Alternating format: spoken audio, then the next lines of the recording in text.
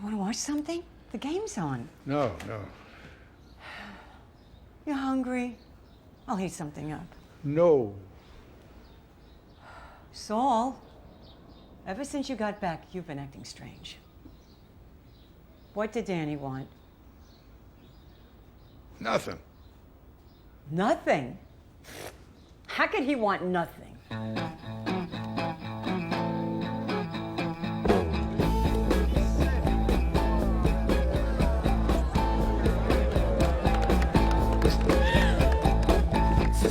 All right, the Night Fox has a name. Francois Tolour.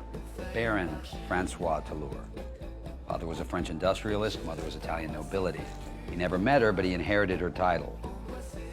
The bad news is he's rich, he's bored, and he's talented. The really bad news is he was trained by Lamarck. What? Oh, no. This is not good. With V. Lamarck, Gaspar Lamarck. That's the one. Well, we're doomed. No, we're not doomed. Come on, he's one guy and he's French. Yeah, before we get too impressed by this geezer's background, let's hear what he's actually done.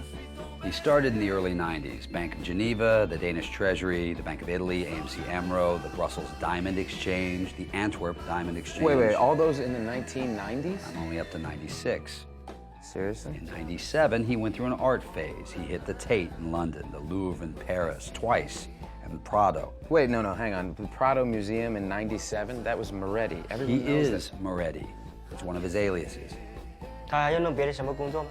Okay, in the interest of time, I'll skip to my favorite. In 2002, he stole the King of Morocco's 200-foot yacht, vanished into thin air. Crew surfaced a few days later in a life raft, couldn't remember a thing. How do you hide a 200-foot yacht? If the king knows, he's not telling. He got it back a month later. He now plays tennis with Tolour every weekend. We're in some serious trouble here, aren't we? Copy that. So what do? We respond. Respond? How? In kind.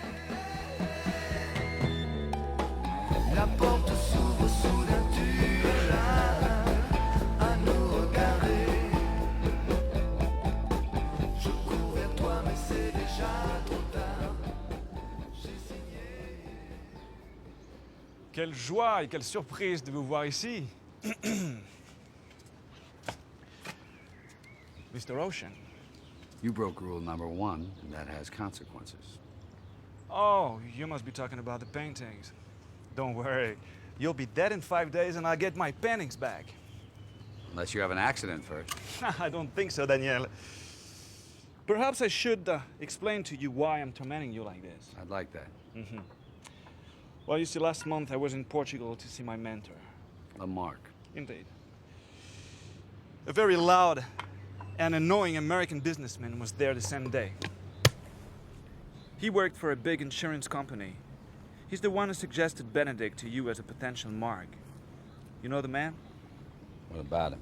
Well, he said it was the most beautiful job he'd ever seen, and he went on and on about this job, and then he said, it showed you were the greatest thief in the world. But the worst part is that Lamarck never corrected him. I told Lamarck that you can't be better than me. And he answered that was impossible to know for sure. So, I thought about that for like 3 weeks in a row, day and night. And then suddenly I realized that he was actually right. It is impossible to compare one theft to the other, huh? So, I guess the only way to know who's the best of us, for sure, is to go after the same object. Do the same job, don't you think? That would be fun. You're being awfully cavalier with a lot of people's lives so you can play out a game. You're gonna regret it. Oh, come on, Mr. Ocean. How are you gonna possibly get $97 million by next Wednesday? Especially if every safe you crack between now and then is already empty. Whereas if you accept my challenge and win, I promise I'll pay your debt to Benedict.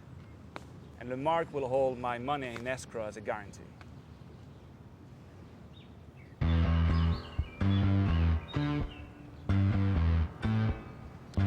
What are we stealing? The famous